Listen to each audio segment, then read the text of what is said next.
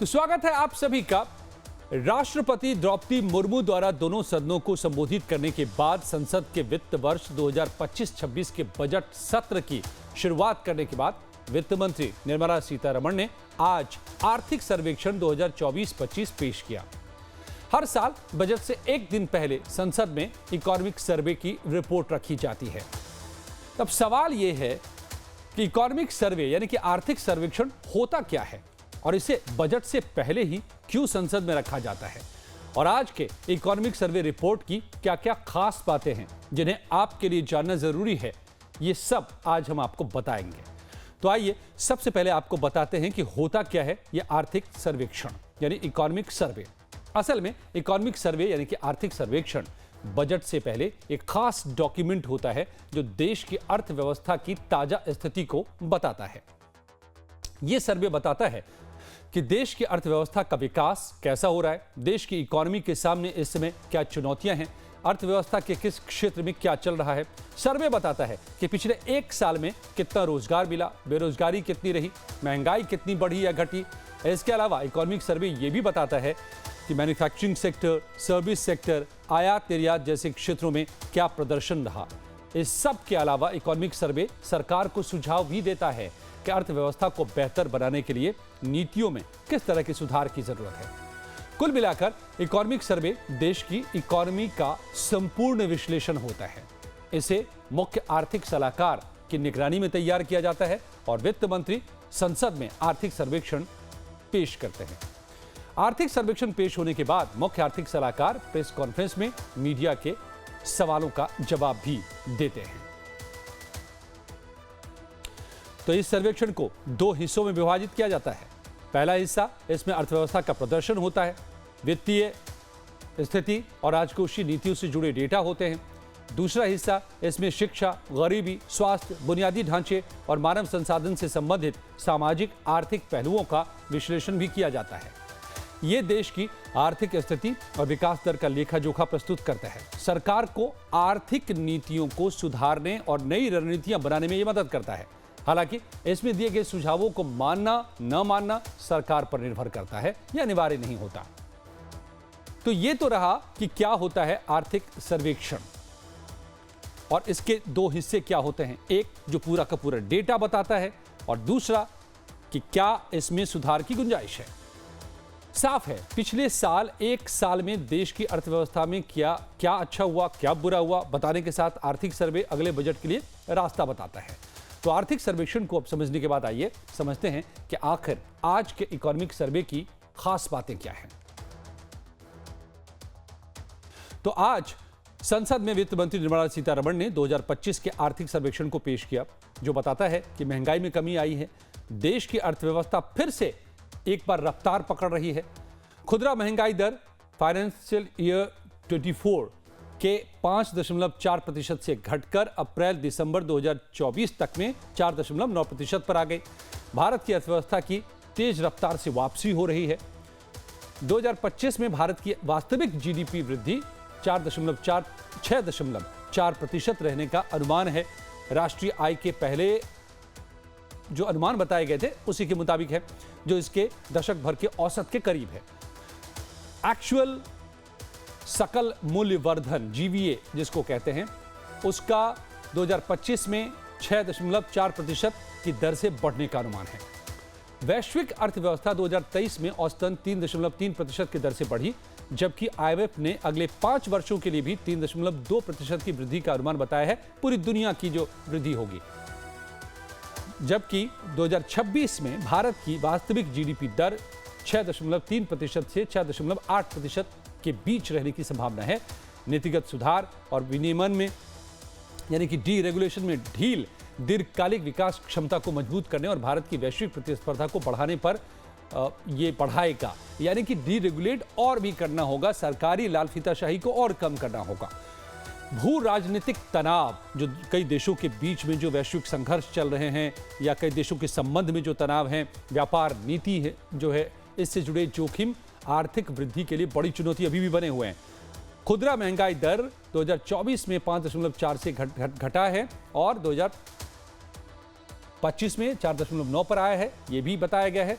राजस्व पूंजीगत व्यय कैपेक्स जिसको कहते हैं, सरकार जो पैसे खर्च करती है वो लगातार बढ़ा है।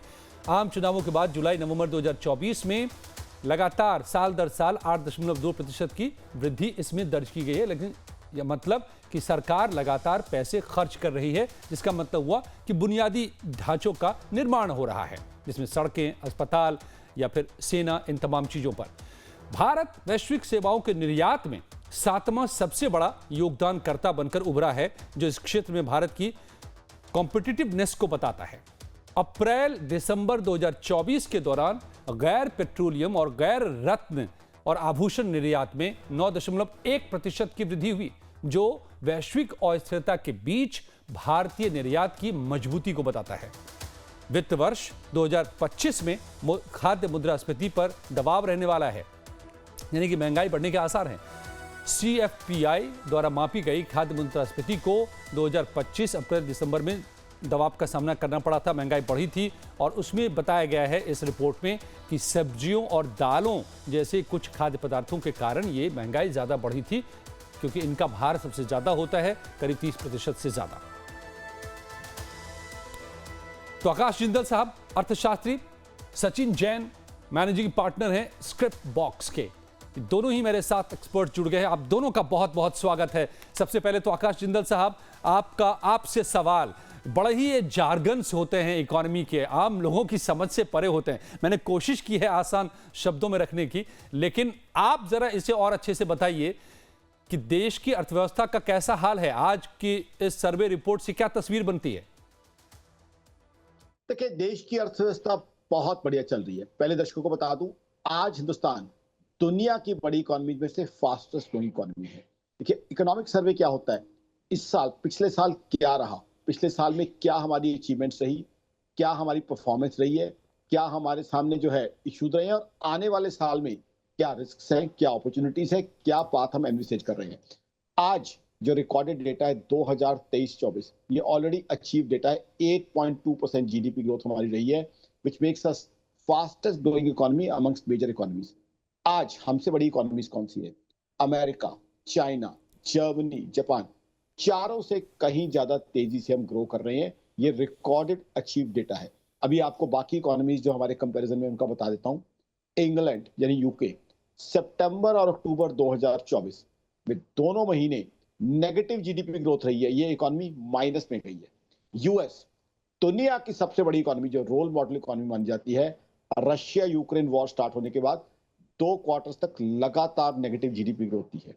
जर्मनी ऑटोमोबाइल प्रोडक्शन में बहुत बड़ी इकोनॉमी मानी जाती है, 3rd बिगेस्ट इकोनॉमी है दुनिया की, 2023 के 1 क्वार्टर में नेगेटिव जीडीपी ग्रोथ दी है।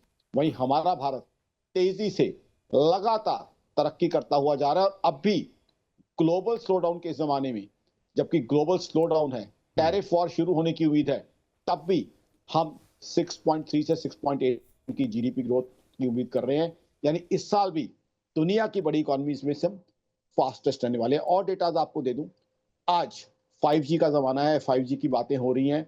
ऑनलाइन ट्रांजैक्शन में दुनिया की सबसे ज्यादा ऑनलाइन ट्रांजैक्शन आज कौन सी देश में हो रही है?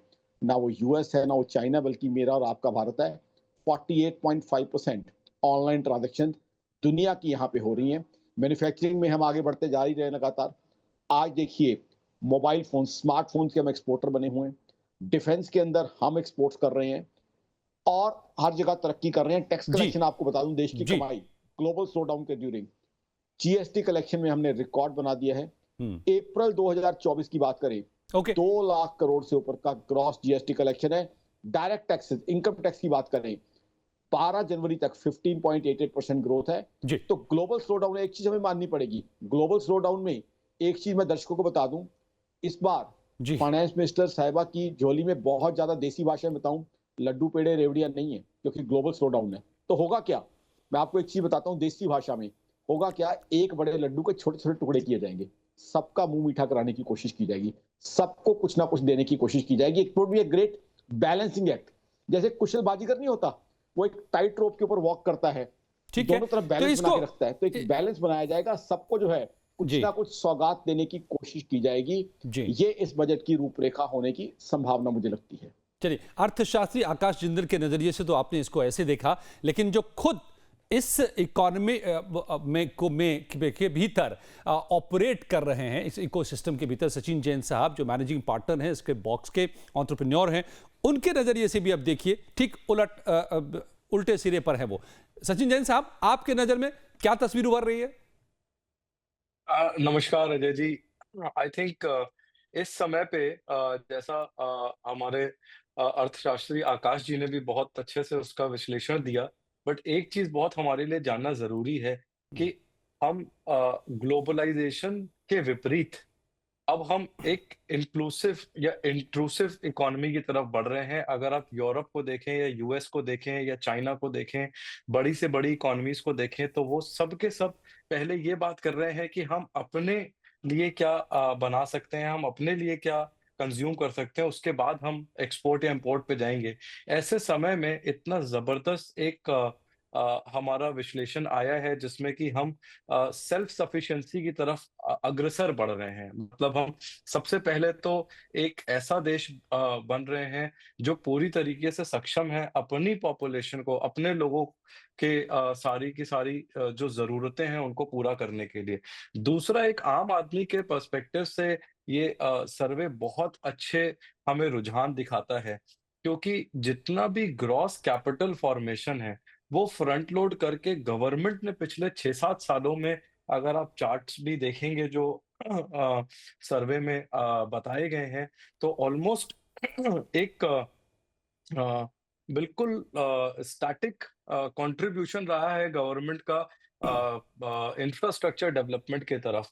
तो जी। चाहे वो रोड्स बनाने का काम हो, चाहे वो नई ट्रेनें लॉन्च करने का काम हो, चाहे वो खेती बाड़ी को उपजाऊ बनाने का काम हो, चाहे वो बेसिकली रोटी कपड़ा मकान जो एक आम आदमी के लिए जरूरी होता है, उन जी। चीजों को एक आम आदमी तक पहुंचाने तक की कवायद हो, वो सरकार ने बहुत अच्छी तरीके से पिछले 7-8 सालों में जो डेटा हमें बता रहा है वो करा है।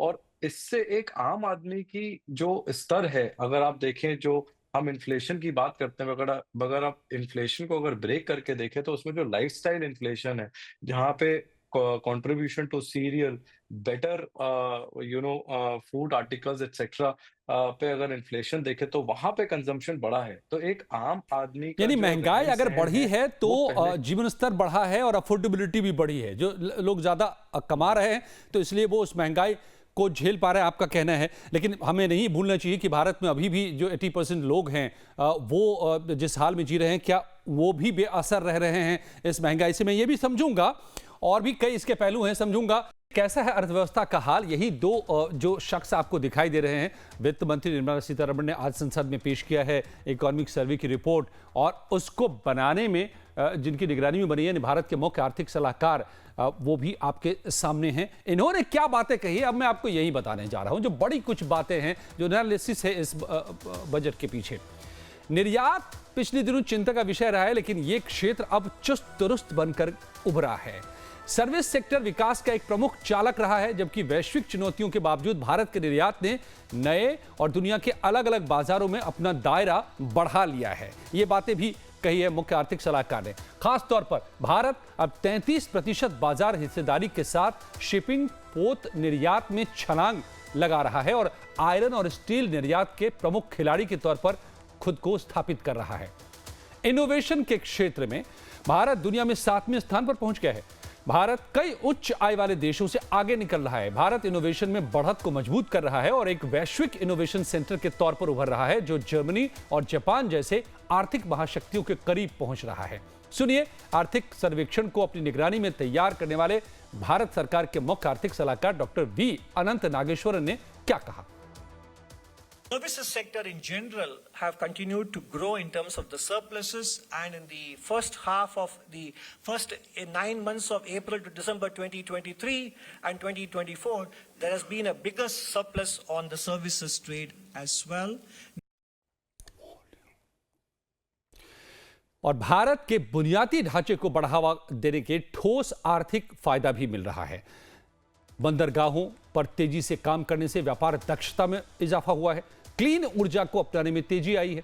वित्त वर्ष 2021 में कुल ऊर्जा खपत में पेट्रोल डीजल का हिस्सा 61.4% था, जो गिरकर वित्त वर्ष 24 में 52.9% रह गया, यानी करीब करीब 10% की कमी आई है।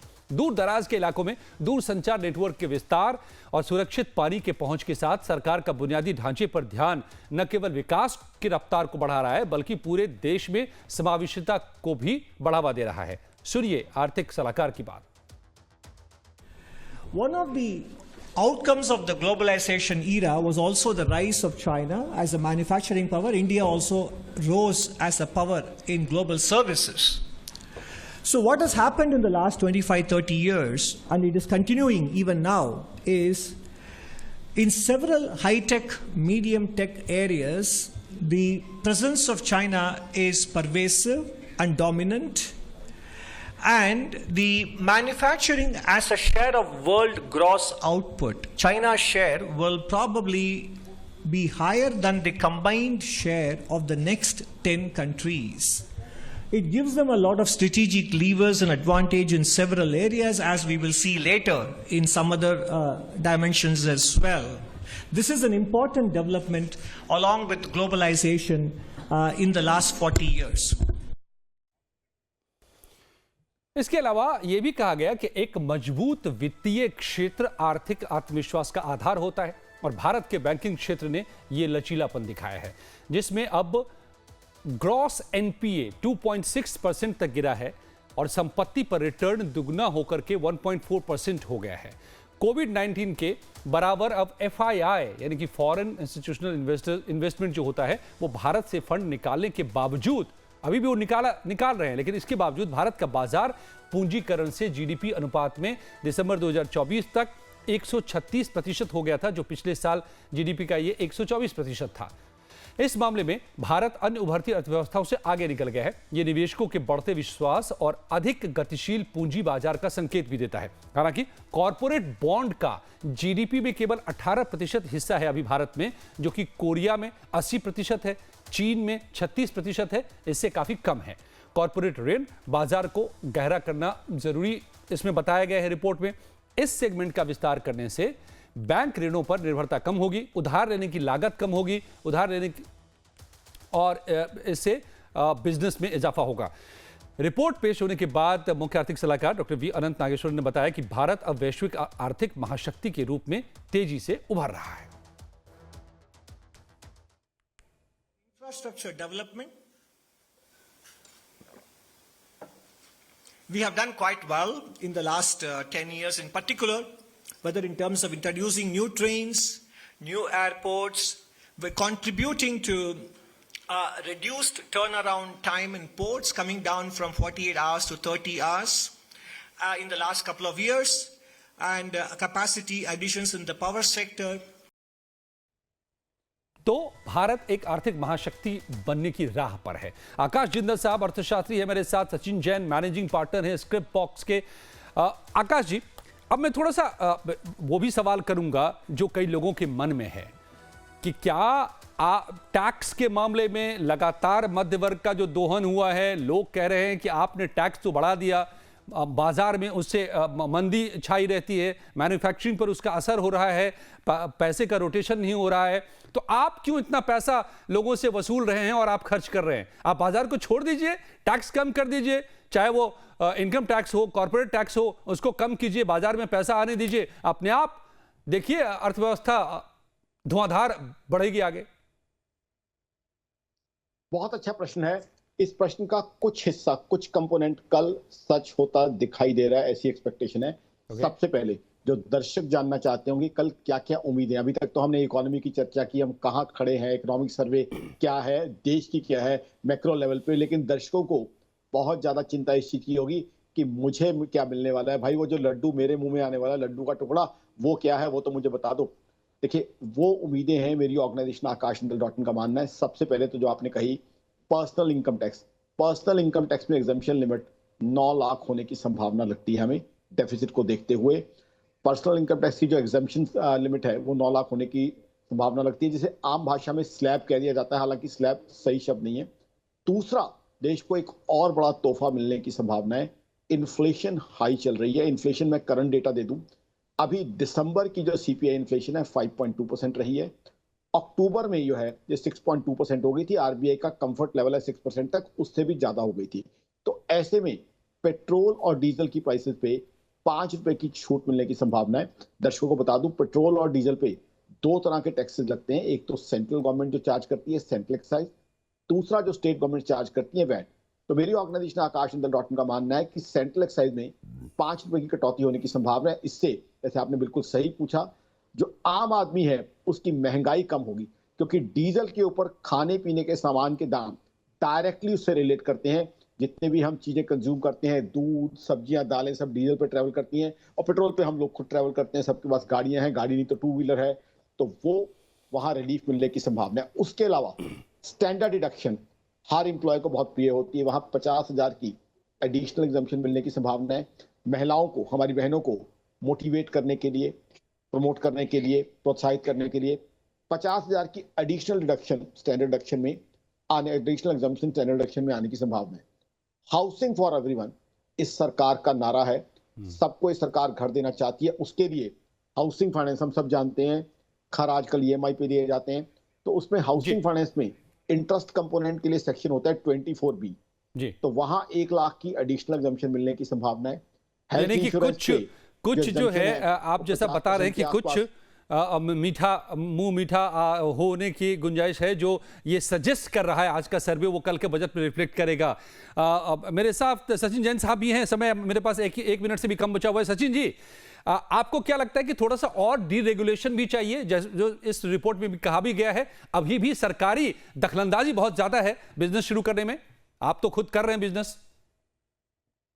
सर बिल्कुल, बहुत ज़्यादा ज़रूरत है डीरेगुलेशन की। कई सेक्टर्स में डीरेगुलेशन की बहुत ज़्यादा ज़रूरत है और सरकार को भी इससे काफ़ी फ़ायदा होता है, बिकॉज़ सरकार जब प्राइवेट भागीदारी बढ़ाती है, प्राइवेट भागीदारी से प्रॉफिटेबिलिटी भी बढ़ती है और सरकार को भी उससे टैक्सेस में और साथ में भागीदारी से भी बहुत ज़्यादा फ़ायदा होता है। तो ज़ाहिर-सी बात है कि इस बजट में भी हम देखेंगे कि कई सेक्टर्स में हम डिसइन्वेस्टमेंट को देख सकते हैं, स्पेसिफिकली एआई के स्पेस में, बिकॉज़ हमें वहाँ पे बहुत ज़्यादा सख्त ज़रूरत है कॉम्पिटिटिव होने की। बिल्कुल, चाइना अब डीप सीक जैसे अब एआई बनाने लग गया है, जो अमेरिका को हिला रहा है। तो और हम तो उसके आसपास भी नहीं है, लेकिन उसके लिए तो हमें डेवलप्ड इकोनॉमी बननी होगी। चाइना ने 20 साल तक डबल डिजिट ग्रोथ को हासिल किया है, हमने अभी तक डबल डिजिट को देखा ही नहीं है। तो लगता है कि दूरी तो भी काफ़ी तय करनी होगी, और उसके लिए क्या कुछ करना होगा, ये असल में चर्चा होगी। आज तो एक तस्वीर थी, कल मुकम्मल तस्वीर बनेगी। आप लोगों के साथ बात करेंगे जब बजट पे बात कर रहे होंगे सुबह से। लाइव टाइम्स पर आप जरूर जुड़िएगा कि आखिर यहां से आगे भारत को कैसे आगे बढ़ना है। बहुत बहुत धन्यवाद आकाश जिंदल जी, आपका भी, सचिन जी आपका भी बहुत बहुत शुक्रिया मेरे साथ जुड़ने के लिए।